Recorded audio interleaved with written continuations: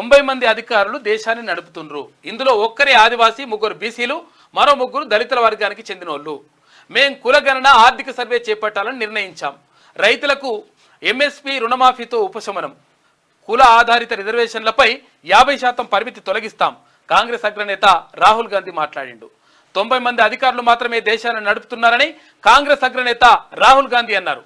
మధ్యప్రదేశ్ రత్లాంలో సోమవారం జరిగిన ఎన్నికల ర్యాలీలో ఆయన మాట్లాడిండు. అయితే ఇక్కడ 90 మంది అధికారులు నడుపుతున్నారంటే చాలా మంది అధికారులు ఉంటారు. కాకపోతే కీలక పదవులలో కేంద్రంలో కీలక పదవులలో ఉన్నది అంట 90 మంది. ఆ 90 మందిలో 3 దళితులు ఉన్నారు, 3 బీసీలు ఉన్నారు, 1 ఆదివాసీలు ఉన్నారు.